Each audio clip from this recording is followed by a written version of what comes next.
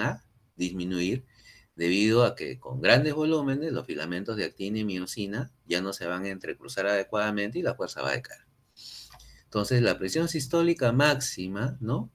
Se sitúa entre 250 y 300 milímetros de mercurio. O sea, son las tensiones fisiológicas que tenemos para poder trabajar más o menos los 150, 170 mililitros máximo, ¿no? Que puede, pues, un corazón, promedio, pues no estamos hablando de un corazón de un deportista élite, ¿no? Un corazón promedio puede soportar, pues, ¿no?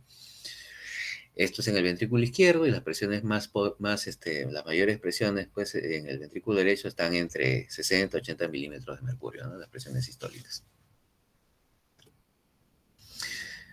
Entonces, esa es la curva de presión-volumen, la famosa curva de presión-volumen.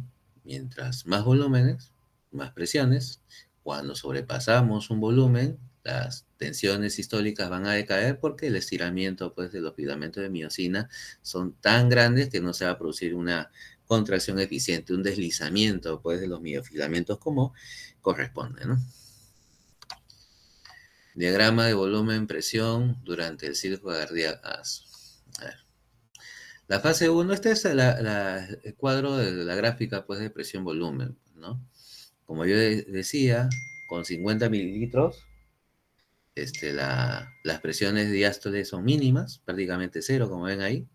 Cuando llego a 115, más o menos, como dice ahí, las presiones diastólicas solamente se elevan 5. Pero cuando subo, pues, de 170 a 150, las presiones van a ser terribles. Y esas presiones diastólicas van a generar un trabajo excesivo y prácticamente van a vencer las presiones máximas, como yo les explicaba, de la sístole, ¿no? La segunda parte es la contracción, o sea, la primera fase es la parte de que se llena, ¿no? De 50 a 115, 115 mililitros con presiones diastólicas bajas, como ven ahí. ¿Ya? Eso es lo primero. La segunda fase, que es la acá, que es esta de acá, es la fase de contracción isovolumétrica. ¿Qué pasa? Acá tengo 115 mililitros. ¿Y qué va a pasar? El ventrículo se empieza a contraer. ¿Qué va a pasar cuando se empieza a contraer? Se van a cerrar todas las válvulas. Entonces, se cierra acá la válvula auriculoventricular y las presiones aumentan, pero no aumentan tanto para abrir todavía las válvulas sigmoides. Desde que el periodo que están cerradas todas las válvulas, ese es el periodo, la fase 2 que está acá, ¿no? Toda esta línea es la fase de contracción isovolumétrica. El volumen del ventrículo no cambia debido a que todas las válvulas están ocluidas. Cuando la presión intraventricular es igual a la aorta o sobrepasa la aorta, sobrepasa los 80 milímetros de mercurio, como ahí, se abre.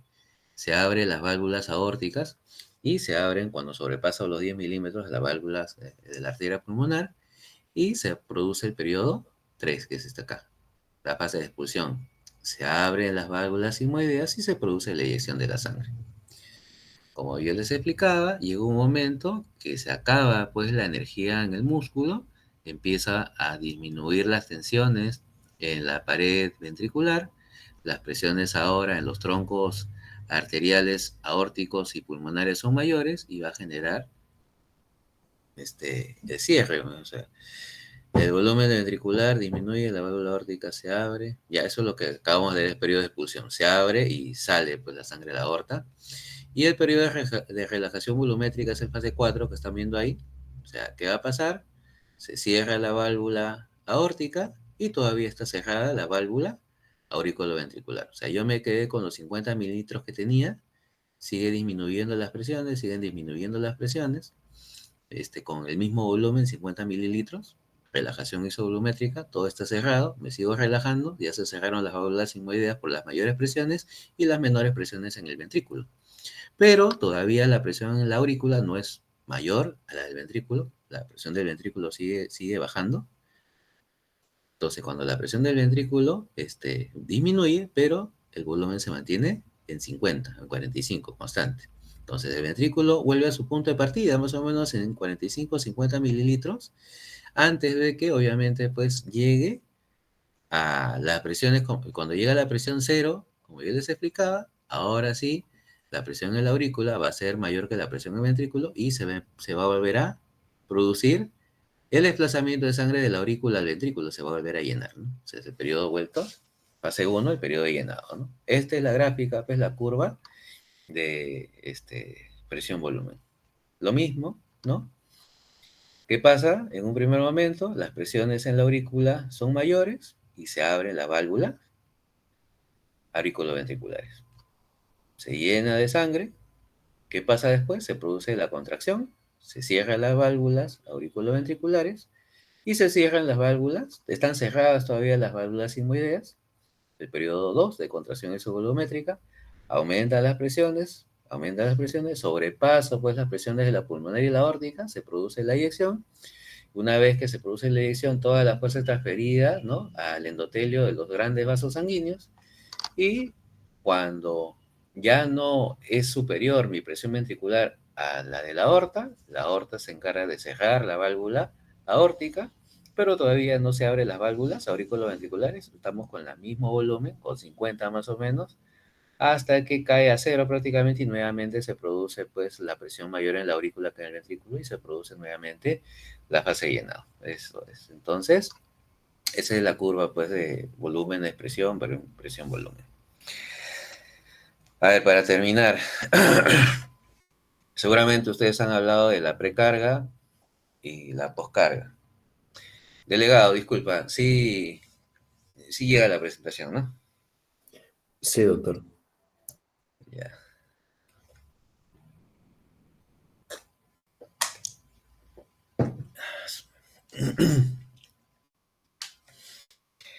Entonces, precarga es el volumen de sangre, precarga es el volumen de sangre que en un momento distiende al ventrículo.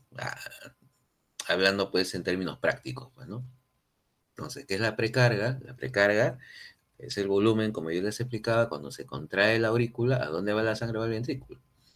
El ventrículo todavía no se contrae porque todavía no se abre la válvula aórtica. Entonces, el ventrículo se está llenando de sangre. Estamos llegando a los 115, 120 mililitros. Esa esa llegada de sangre va a generar aumento de la longitud de las fibras musculares y eso genera tensión, genera fuerza. Entonces, se considera que la precarga es la presión telediastólica, o sea, está la presión al final de la diástole, en estos 120 mililitros, cuando se está llenando o se ha llenado el ventrículo. Entonces, la precarga es la carga o volumen que va a distender el ventrículo en un momento dado del ciclo cardíaco, ¿no? Antes que se produzca la sístole, antes que salga la sangre del ventrículo, ¿no? Entonces, la precarga está determinada por el volumen de sangre al final del periodo de llenado ventricular, o sea, después de que se llenó todo el ventrículo. El periodo de llenado ventricular, estamos hablando de llenado ventricular, la fase 1 de la curva presión-volumen, ¿no? Esa es la precarga.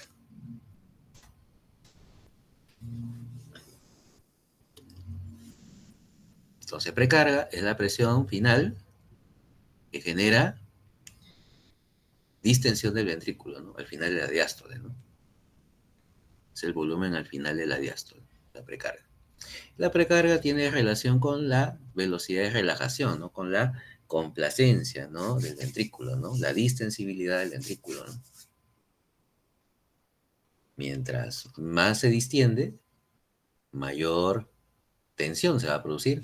Y mientras mayor tensión, se va a producir una contracción más vigorosa, mejor, para trabajar este volumen alto, pues, de líquido dentro del ventrículo, en este caso. Entonces, nuevamente, la precarga es el grado de tensión del músculo cardíaco antes de que empiece, pues, la contracción, ¿no? O sea, cuando ya está completamente, pues, el ventrículo, lleno de sangre, ¿no? Es considerada, ¿no?, igual a la presión del volumen telediastólico. Más o menos ya decía que el volumen telediastólico, yo les explicaba, ¿no?, que cuando está en 50 mililitros prácticamente cero y prácticamente sube de 5 a 7 cuando llega pues a más o menos 115, 120 mililitros, como dice el texto, ¿no? Esta precarga, o sea, este volumen que distiende el ventrículo, nuevamente le digo, depende del retorno venoso, por ejemplo. O sea, si yo no tengo sangre, me metí un balazo, casi no va a llegar sangre pues, a mi aurícula y no va a llegar sangre de la aurícula al ventrículo. Entonces, si yo no tengo retorno venoso, no tengo sangre para llenar el ventrículo y el ventrículo no se va a distender, o sea, la precarga va a ser mala. Si yo tengo, pues no sé, pues un infarto de aurícula, mi aurícula no va a servir, entonces no voy a poder llenar de sangre por contracción auricular al ventrículo. De tal manera, el volumen que distiende el ventrículo va a ser menor también. Y la distensibilidad del ventrículo, como les explicaba, ¿no? Si yo tengo una fibrosis, tengo una pericarditis, tengo una infección ventricular, mi ventrículo no se va a distender. Y si no se distiende, obviamente mi precarga no va a ser buena. O sea, el volumen, pues, que va a albergar, pues, en un determinado momento mi corazón va a ser bajo. Y de la frecuencia cardíaca, pues, ¿no? Mientras más latidos de la aurícula, obviamente, más cantidad de sangre va a haber en el ventrículo, ¿no? Entonces, de todos estos factores depende, pues, la precarga, el volumen, ¿no? Finalmente, que distiende el ventrículo. El periodo 2, pues, ¿no? De la curva presión-volumen que les acaba de mencionar. ¿Y qué es la poscarga, no? La poscarga es la resistencia a la eyección ventricular. O sea, la precarga era la fuerza, el volumen que distiende el ventrículo. Ya está mi ventrículo distendido y yo qué tengo que hacer? Tengo que vaciar la sangre. Entonces, lo que se opone a ese vaciamiento es la poscarga. Es la resistencia a la eyección ventricular. Y en el ejemplo que está ahí, la poscarga es la resistencia a la eyección ventricular. O sea, es la cantidad de presión que hay en la aorta y en la arteria pulmonar. Entonces, en el lado derecho se expresa como la resistencia en la vasculatura pulmonar y en el lado izquierdo es la resistencia vascular periférica o en la aorta prácticamente, ¿no? Mientras mayor sea la poscarga, o sea, la fuerza que se opone a la eyección, en pocas palabras, menor, por supuesto, va a ser el débito cardíaco, ¿no? Lo que yo eyecte. Es lo propio que decía, ¿no? Un paciente que no siente nada, que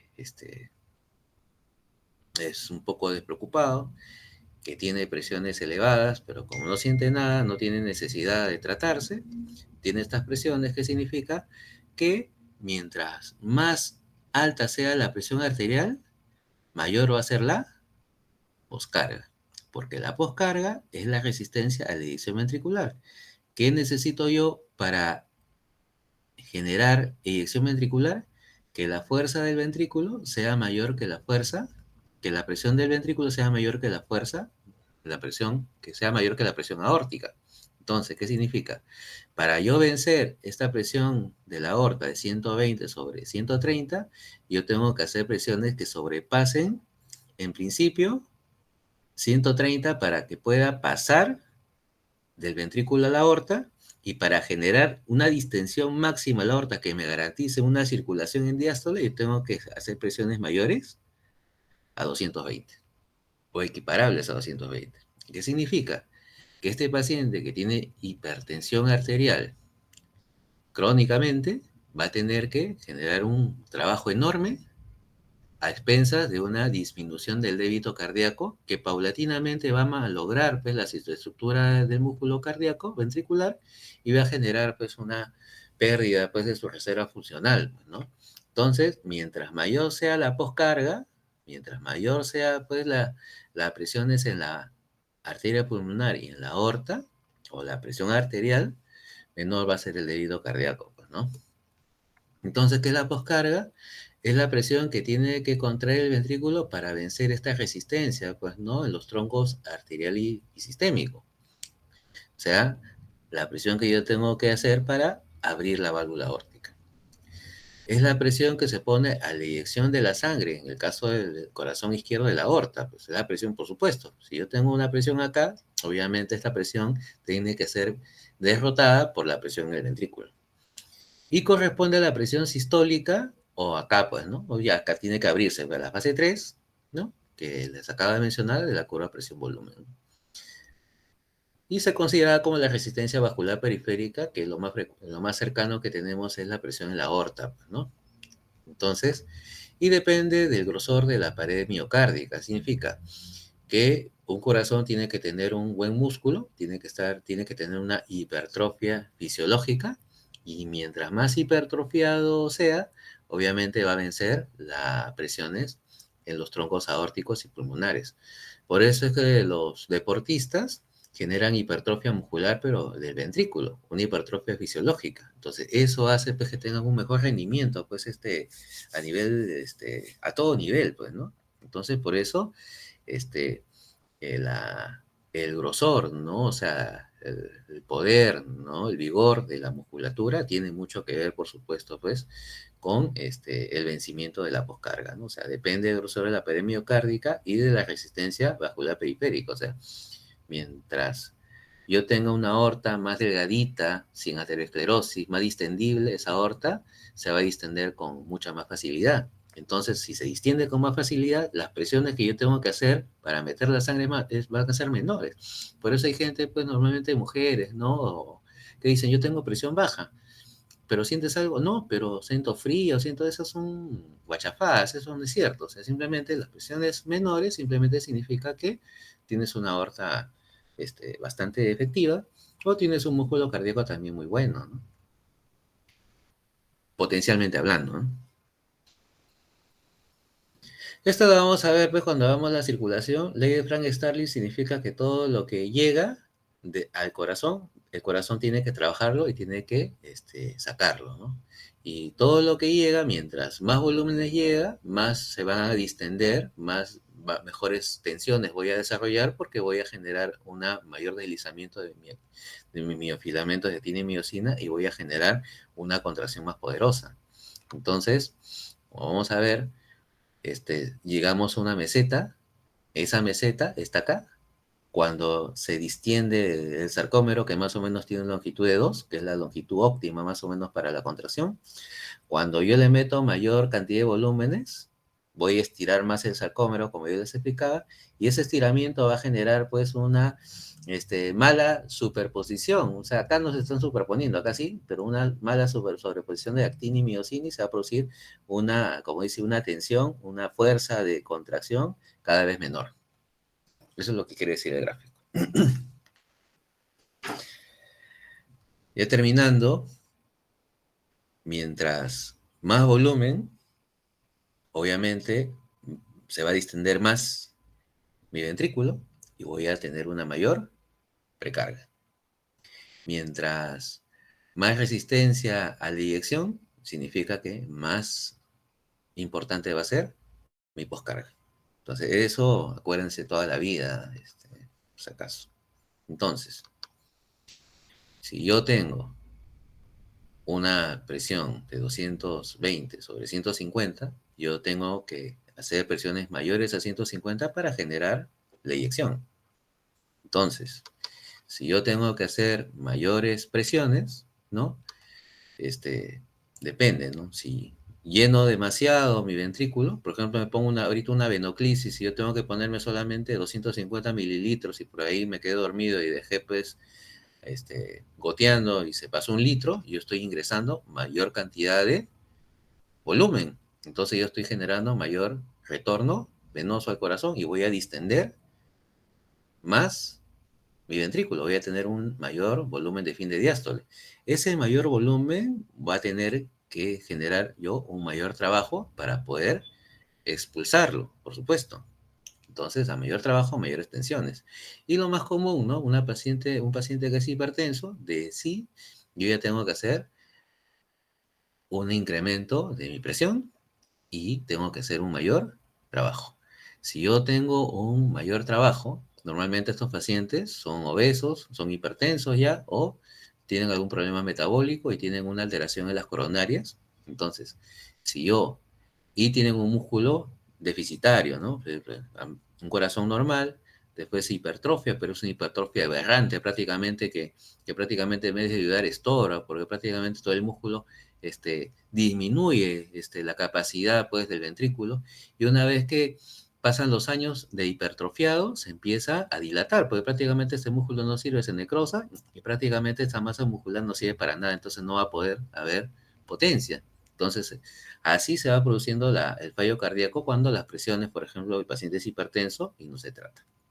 Entonces, ¿qué va a pasar con este paciente que es hipertenso, que no tiene mucho músculo? Aparte que no tiene mucho músculo, va a tener que hacer un mayor trabajo para vencer mayores presiones. Y encima que tiene una circulación inadecuada, cuando yo hago un mayor trabajo necesito más oxígeno, pero sus coronarias no sirven, entonces este paciente se va a morir en cualquier momento, pues, ¿no? Entonces, eso más o menos es lo que se tienen que llevar a la clase, ¿no? Si una persona es hipertensa, todo este ciclo, pues, que acabamos de ver, pues, ¿no? Se va a llevar a cabo en desmedro, pues, de su débito cardíaco, de su funcionamiento, y en un momento va a terminar con una insuficiencia cardíaca, pues, ¿no? Entonces, muy importante también es la salud, pues, el correcto tratamiento de la dislipidemia, ¿no? O sea, una placa ateromatosa que genera, pues, obviamente, un endurecimiento de la aorta, de los grandes troncos arteriales, obviamente va a necesitar una mayor presión para que se distienda. Y mientras más presión necesito, voy a generar, pues, un atontamiento, pues, miocárdico, paulatino, que va a generar una pérdida de la reserva fisiológica, ¿no? Entonces, ¿cuáles son los factores que incrementan o disminuyen la descarga del nodo sinusal? Por supuesto, pues el simpático. El simpático incrementa la descarga del nodo sinusal. Ya le decía que el vago es opuesto al simpático, o sea, los antagonistas a los receptores muscarínicos van a incrementarlo también. Los agonistas en la descarga adrenérgica, ¿no? Los agonistas beta adrenérgicos que simulan el efecto simpático, por supuesto que van a incrementar, pues, la frecuencia de automatismo del nodo sinusal. Las catecolaminas, la hipopotasemia, el hipertiroidismo tienen este efecto y lo que disminuye, pues, la tasa de descarga nodal es la estimulación vagal, los receptores agonistas muscarínicos, los beta bloqueadores, la hipoxia, la isquemia, la hiperpotasemia, los bloqueadores de canales de calcio, ¿no? Si no hay calcio, no hay contracción, ¿no? Si no hay calcio, pues no hay autoexcitabilidad, como yo les explicaba, ¿no? La meseta, ¿no? El potencial de acción que vimos en la clase pasada del nodo. ¿Qué hace el simpático? Aumenta la descarga nodal, aumenta la velocidad de contracción, pero también, muy importante, aumenta la velocidad con la que el músculo se relaja, que es muy importante. Aumenta la velocidad de todo, pues, el sistema de conducción que hemos explicado y aumenta la potencia, ¿no? Porque genera mayor cantidad de calcio, pues, ¿no? A nivel, pues, de los filamentos que tiene miocina. ¿Qué factores incrementan o disminuyen la velocidad de conducción del sistema de conducción? Lo mismo, ¿no? El simpático favorece la velocidad de conducción, los antagonistas del vago hacen lo propio, los agonistas adrenérgicos beta 1, las catecolaminas, el hipertiroidismo, y lo que atonta, pues, ¿no? La velocidad de conducción es los beta bloqueadores, la isquemia, los canales de calcio y de sodio, la estimulación, pues, de vagal, pues, ¿no? Ya. Hasta acá, hasta acá llegué, delegado. Sí, doctor. ¿Sabes qué? Por ahí sí puedes hablar con Soraya, porque no tengo acceso, pues, al intranet. Todavía no han dividido los grupos, no sé la verdad, qué está pasando en la facultad, delegado. He estado, Mm, hazme un favor, como yo no puedo ingresar, a al intranet, no puedo, jalar todos ustedes. Un favor, pues, mándame en Excel la relación de los 69 por orden alfabético para empezar a rebotarte las notas. Ya tengo todas las notas. sí, doctor, ahorita se lo envío. Por favor. Ya pues, o sea, mañana me whatsappeas para decirte a qué hora, pues, continuamos, la parte de gasto cardíaco. Sí, doctor. Gracias.